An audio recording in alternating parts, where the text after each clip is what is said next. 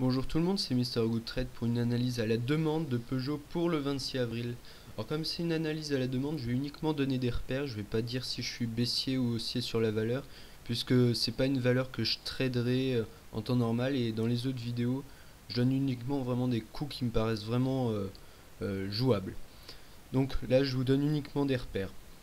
Donc j'ai trouvé intéressant déjà de parler de ce triangle en bleu, là, qu'on a cassé par le bas. Et théoriquement maintenant, l'intérieur de ce triangle, ça s'appelle une zone interdite. Et donc en théorie, on ne peut pas passer par ce triangle. Donc ça nous ramène à 1, 2, 3, 4 semaines, donc un mois avant de pouvoir passer le triangle, donc comme ça, comme ceci. Donc ça c'est déjà quelque chose dont je voulais parler, c'est assez intéressant de voir que théoriquement on a encore un mois à passer sous les 11 euros quoi. Bon, c'est déjà un premier signal assez négatif on va dire. Les cours actuellement sont dans la fourchette d'Andrews en violet. Tant qu'on sera dans la partie basse de la fourchette d'Andrews et qu'on sera pas passé au-dessus, donc dans la partie haute de la fourchette d'Andrews, on continuera à osciller dans la partie basse.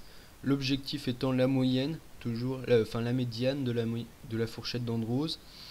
Alors hier, parce que j'ai pas les cours d'aujourd'hui, d'ailleurs j'ai pas regardé Peugeot aujourd'hui, on est venu faire un pullback sur un plus bas historique.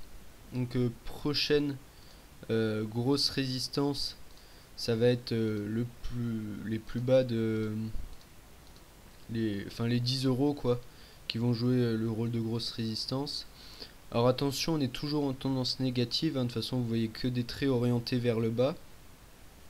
Donc tout ça, ça va nous caper bien sûr. Et il va falloir attendre à mon avis un croisement de la moyenne mobile à 20 séances et un croisement entre la moyenne mobile à 7 et 20 séances. Voilà, ça donnera un bon signal haussier à mon avis. Quoi d'autre? Au niveau des volumes, ils sont quand même importants, hein, par rapport à avant, hein. Donc bon, ça peut dire beaucoup de choses. On voit qu'ils sont vraiment en hausse et on continue à faire des journées au-dessus de la moyenne à 50 volumes, si on peut dire ainsi. Là, le William R est passé au-dessus de sa zone. Ça indique que théoriquement, il devrait rejoindre l'autre zone. Ça implique de la hausse. Le MACD, on peut espérer qu'il repasse vert dans les prochains jours. Donc, je suis plutôt optimiste, mais attention à la zone interdite, le triangle. Ça marche vraiment souvent très très très bien.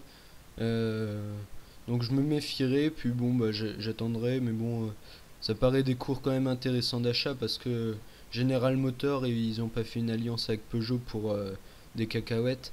Donc à vous de voir, mais rentrez en plusieurs fois et attendez, rentrez sur des replis à mon avis. Mais faites attention quand même, hein, tant qu'on sera sous la moyenne mobile à 20 séances, on sera en tendance négative et elle va nous caper beaucoup cette moyenne mobile, elle sera dure à franchir. Voilà, en vous souhaitant une bonne journée, bon trade.